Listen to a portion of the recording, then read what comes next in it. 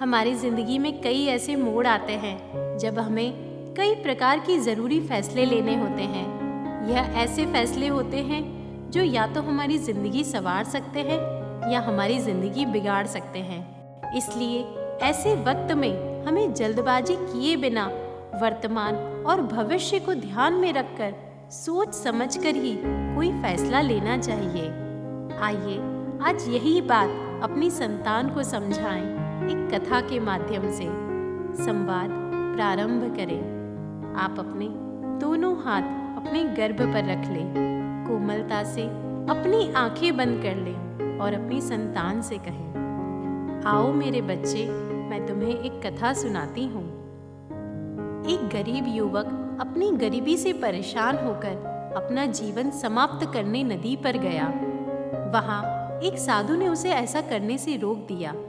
साधु ने युवक की परेशानी को सुनकर कहा कि मेरे पास एक विद्या है जिससे एक ऐसा जादुई घड़ा बन जाएगा, फिर तुम जो भी इस घड़े से मांगोगे ये जादुई घड़ा तुम्हारी वह इच्छा पूरी कर देगा।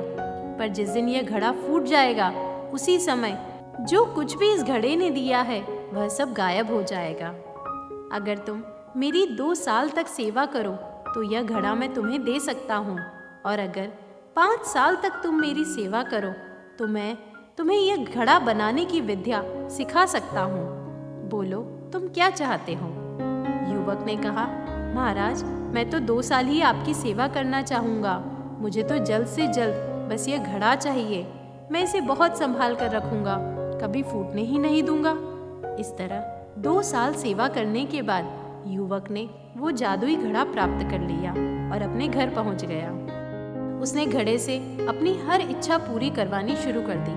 महल बनवाया, नौकर चाकर मांगे, सभी को अपनी शान शौकत दिखाने लगा, सभी को बुला बुला कर दावतें देने लगा और बहुत ही विलासिता का जीवन जीने लगा।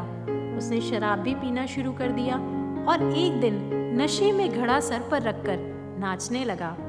तभी ठोकर लगने से घड़ा गिर गया और घड़ा फूट गया।